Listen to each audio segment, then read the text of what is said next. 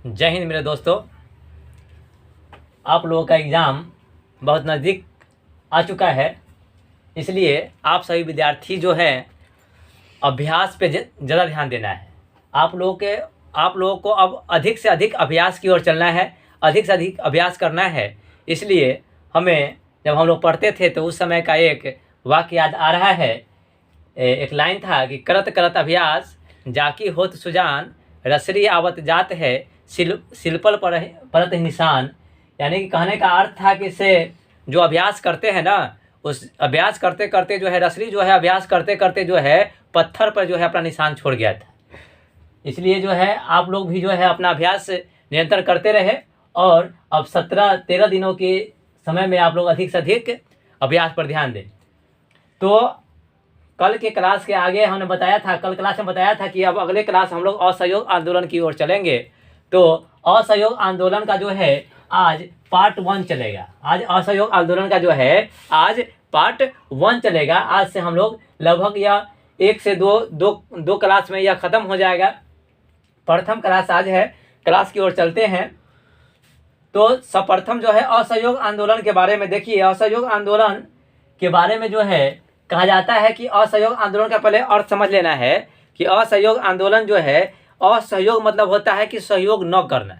सहयोग का सहयोग और उसमें अ लगा हुआ है, यानी यह विपरीतार्थक हो गया, इसका नेगेटिव अर्थ हो गया असहयोग का, और इसका अर्थ होता है कि सहयोग न करना।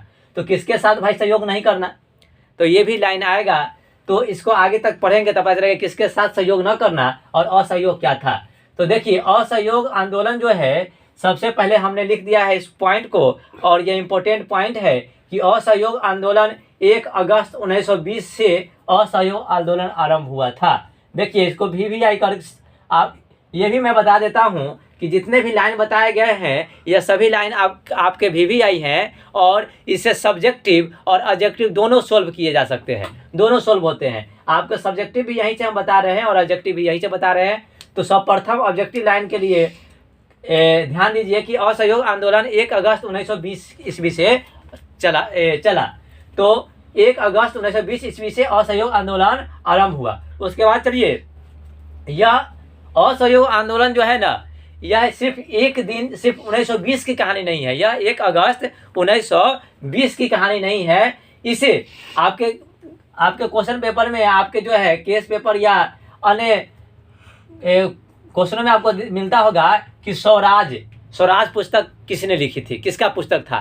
तो देखिए यही स्वराज पुस्तक जो है ना, हिंद स्वराज पुस्तक जो है 1909 ईस्वी में महात्मा गांधी ने प्रकाशित किया था। महात्मा गांधी द्वारा, देखिए हमने यह पुस्तक जो है साउथ अफ्रीका में ही, दक्षिण अफ्रीका में जो है यह पुस्तक प्रकाशित किए थे महात्मा गांधी, और इस पुस्तक का नाम था हिंद स्वराज। तो आपको तो पता ही है कि हिंद स्वराज के बारे में पूछता है।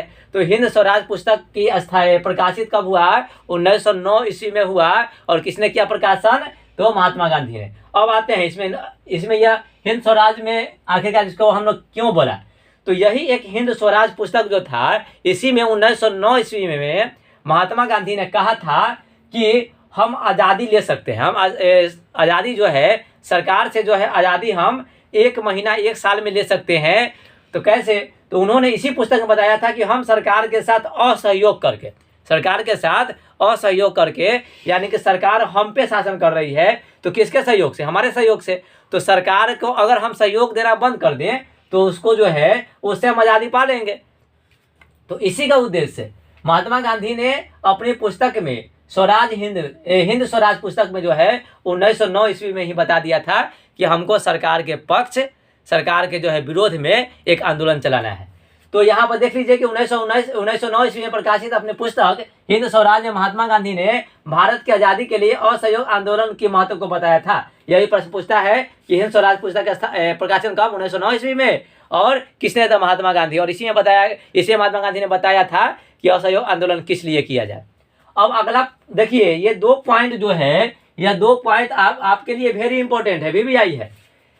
कलकत्ता कांग्रेस अधिवेशन 1920 ईस्वी में हुआ था, और यह सितंबर में हुआ था। ये पूछता है, आपके एग्जाम में पूछता है कि कलकत्ता अधिवेशन कब हुआ, या कलकत्ता कांग्रेस अधिवेशन कब हुआ, तो सितंबर 1920 ईस्वी। और उसके बाद पूछता है कि नागपुर कांग्रेस अधिवेशन कब हुआ, तो 1920 ईस्वी और दिसंबर में, देखिए दोनों 20 में ही हुआ, लेकिन यह जो है सितंबर में हुआ, और सितंबर में जो हुआ वह कलकत्ता में हुआ, और जो दिसंबर में हुआ वह नागपुर में हुआ। दोनों कांग्रेस अधिवेशन है, तो आपको ये दोनों लाइन याद करना है। अब आगे चलते हैं। ये असहयोग आंदोलन के द्वारा समय ही हुआ था, और इसी दोनों अधिवेशन में जो है एक में पारित किया गया था, एक में प्रस्ताव रखा गया और दूसरा में जो है असहयोग आंदोलन को पारित किया गया। यानी कि सितंबर में प्रस्ताव को रखा गया और 20 में, ये दिसंबर वाला में जो है ये पारित कर दिया गया। अब आगे चलते हैं कि असहयोग का अर्थ है। देखिए हम आपको ऊपर बताए थे कि असहयोग का अर्थ जो है, असहयोग का अर्थ क्या होता है, तो अंग्रेजी सरकार को सहयोग न करना। असहयोग का उस समय अर्थ क्या था कि अंग्रेजी सरकार को जो है, अंग्रेजी सरकार को सहयोग न करना, सहयोग न करना, इसके बारे में बताया गया था। तो अब अगले पॉइंट की तरफ चलते हैं कि देखिए यहाँ पे हम आपको बार बार बता रहे हैं कि यहाँ पे हम सिर्फ ऑब्जेक्टिव के लिए यहाँ पे आज नहीं खड़े हैं। यहाँ पे आपको जो हम खड़े हैं, यहाँ से आपको सब्जेक्टिव और ऑब्जेक्टिव दोनों क्वेश्चन के सॉल्व कर रहे हैं, क्योंकि असहयोग आंदोलन से बार बार हर एक एग्जाम में प्रश्न पूछे जाते हैं। यहाँ से आपको 2 नंबर के प्रश्न पूछे जाएंगे, 3 नंबर के प्रश्न पूछे जाएंगे और 5 नंबर के प्रश्न पूछे जाएंगे। इसलिए आज हमने आपके लिए डिटेल में भी कुछ पॉइंट बनाए हैं। तो देखिए, तो असहयोग आंदोलन में भारतीय राष्ट्रवादी लोगों ने, अब देखिए असहयोग आंदोलन में यहाँ पे हम बोल के ही बता देते हैं कि असहयोग आंदोलन जो है सरकार के सहयोग नहीं करना था, सरकार का सहयोग नहीं करना था। यानी कि भारतीय लोग जो सरकारी कामकाज में लगे हुए थे, उन्होंने अपना सहयोग देना बंद कर दिया। तो सरकारी कामकाज में कौन हो सकते हैं? वकील थे, डॉक्टर थे, टीचर थे, शिक्षक थे, और बहुत सारे लोग, अन्य वर्ग जो थे, सिपाही थे, और जो बहुत सारे कर्मचारी लोग जो थे, उन लोगों ने अपना सहयोग देना बंद कर दिया। उन लोगों ने अपना सहयोग बंद कर दिया, देना बंद कर दिया। इससे सरकार को बड़ी क्षति हुई, इससे सरकार को बड़ी क्षति हुई। देखिए वही बात को यहाँ पे हमने आपको बताने की कोशिश किया है कि असहयोग आंदोलन जो है उसमें भारतीय राष्ट्रवादी लोगों ने, जैसे उसमें राष्ट्रवादी लोग कौन कौन थे उसमें देखना है कि जैसे जो लोग सरकार से जुड़े हुए थे, वो शिक्षक, वकील, शिक्षक, छात्र, सिपाही और अन्य वर्ग के लोग। अब देखिए अन्य वर्ग यहाँ पर इसलिए जोड़ दिया गया है कि सिर्फ इतने ही लोग सरकार से नहीं जुड़े हुए थे। आपको अगर लोगों की अगर लिस्ट बनाए तो हम 2-4 लाइन लिस्ट नहीं चला जाएगा। अन्य लोग भी थे जो सरकारों के पक्ष में काम करते थे, सरकार को सहयोग दे रहे थे, उन्होंने भी अपना जो है वो अपना काम काज छोड़ दिए। लोग, वकील जो थे वकालत छोड़ दिए, शिक्षक जो है स्कूल में पढ़ाना छोड़ दिए, और सिपाही जो है सिपाही करना छोड़ दिए। तो ये सब लोग अपना सहयोग वापस ले लिए। तो देखिए उस समय असहयोग में ऐसे कार्य किए गए थे। उसके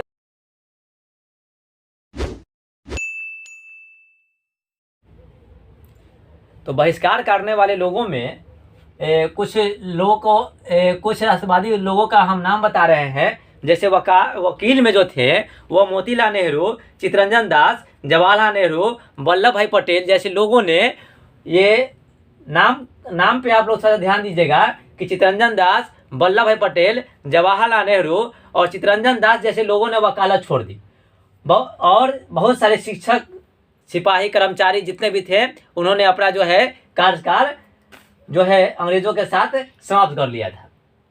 अब चलते हैं कि बहिष्कार में सबसे महत्वपूर्ण जो रहा वह वस्त्र का रहा।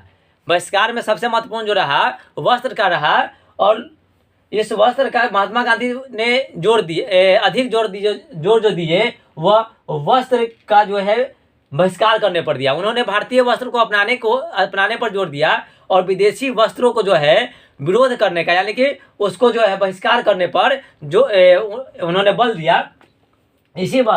इसी प्रकार जो है बहिष्कार में सबसे महत्वपूर्ण जो है वस्त्र का रहा, और यह वस्त्र जो है 1920-21 ईस्वी में घटकर आधा हो गया। यानी कि अंग्रेजों के यहाँ से, अंग्रेजी सरकार हुकूमत के यहाँ से, अंग्रेज इंग्लैंड से जो हमारे यहाँ वस्त्र जो आ रहे थे, उसके द्वारा बना हुआ वस्त्र जो आ रहे थे, लोगों ने उस वस्त्र का जो है बहिष्कार किया और पहनने से, खरीदने से, लेने से, मार्केट से मना कर दिया।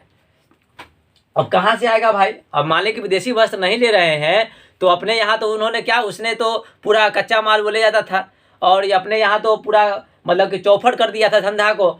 इसलिए महात्मा गांधी, अब चलिए अब आगे चलते हैं। तो वस्त्र उद्योग का बहिष्कार किया गया, और वस्त्र तो भारत में भी उतना ज़्यादा नहीं था, और इसके असहयोग के कारण देखिए सभी ने अपना अपना कार्य सरकार को देना बंद कर दिया था। अब भारत में बेरोजगारी की स्थिति बहुत हो गई, असहयोग के कारण। सरकार के सहयोग न करने से, सरकार तो पैसा देता नहीं था, इसलिए बहिष्कार करने से बहिष्कार करने से जो है क्या कहते हैं इसको, बेरोजगारी बढ़ गई। बेरोजगारी बढ़ने के बाद देखिए कि महात्मा गांधी ने इसको देखते हुए, देखिए महात्मा गांधी जो है इसका फायदा भी उठाए। जैसे ही बेरोजगारी बढ़ा तो क्या किया कि महात्मा गांधी ने बेरोजगारी को बढ़ते देख, महात्मा गांधी जो है इस आंदोलन में बेरोजगारी को बढ़ते देख महात्मा गांधी ने और भारतीय वस्त्र को बढ़ावा देने के लिए, देखिए भारतीय वस्त्र को बढ़ावा देने के उद्देश्य से, यानी कि भारतीय वस्त्रों को बढ़ावा देने के उद्देश्य से, यानी कि भारत में वस्त्र बने और भारत में वस्त्रों का जो है वितरण हो, इसके उद्देश्य से महात्मा गांधी ने क्या किया कि गांधी जी ने 20 लाख चरखा लोगों के बीच बंटवाए। लोगों के बीच में महात्मा गांधी ने 20 लाख चरखा जो है ये बंटवाए थे। तो चरखा बंटवाने से क्या फायदा हुआ कि जब हमारे जो विदेशी वस्त्र जो अब तो ले नहीं रहे थे, तो चरखा बंटवाने से हमारे यहाँ वस्त्रों का निर्माण होने लगा। बेरोजगार लोग जो थे उनके बीच में चरखा का वितरण हुआ, लोग उसमें उस कार्य में लग गए, लोग कपड़ा बनाने लगे और भारतीय लोग जो है उस कपड़े को खरीदने लगे। इससे कुछ क्या हुआ कि बेरोजगारी कम हुई। अब उसी पॉइंट को आगे की तरफ देखते हैं कि महात्मा गांधी ने इस आंदोलन में गांधी जी ने घरेलू उद्योग पर बल दिया। देखिए महात्मा गांधी ने क्या किया कि इस आंदोलन में, असहयोग आंदोलन में जो है क्या किया, घरेलू उद्योग पर, कुटीर उद्योग हो, घरेलू उद्योग हो, गृह उद्योग जो था उस पर उन्होंने बल दिया। बल कैसे दिया, तो उन्होंने चरखा दिया। चरखा सब प्रथम तो 20 लाख चरखा कम होता नहीं है, उस समय हमारी जनसंख्या बहुत कम थी, उसके अनुसार 20 लाख चरखा कम था नहीं, लोग उसमें रोजगार में लग गए। और महात्मा गांधी ने छोटे मोटे रोजगार करने पर जोर दिया।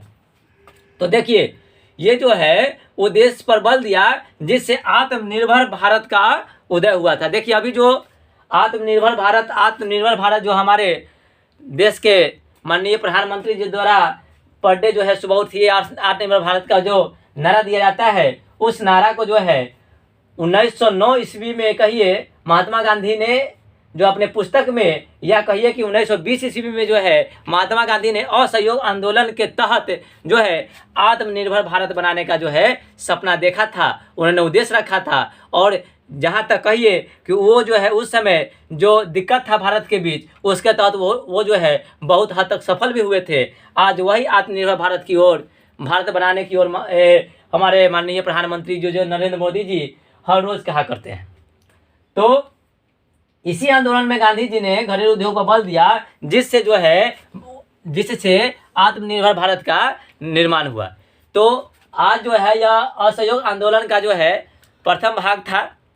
इससे आप लोगों को जो है बहुत सारे कंसेप्ट क्लियर हो जाएंगे। दूसरे भाग में जब हम लोग चलेंगे तो असहयोग आंदोलन का जो है पूरा जो है पार्ट खत्म कर दिया जाएगा, पूरा असहयोग आंदोलन खत्म कर दिया जाएगा, जैसे कि आप लोग के एग्जाम में बहुत सहयोग प्राप्त होगा, क्योंकि इससे असहयोग आंदोलन से आपके एग्जाम में 4-5 प्रश्न तो ऐसे ही बन जाते हैं।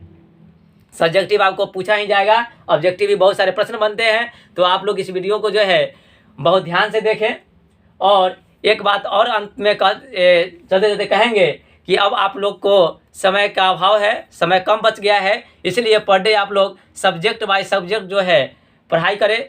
हर एक मॉडल पेपर को जो है पर डे जो है 1-2 बार बनाए, 1-2 बार जो है उसको रटे, ऑब्जेक्टिव प्रश्न को रटे। फिर मिलते हैं हम आपको अगले क्लास में, तब तक के लिए जय हिंद जय भारत।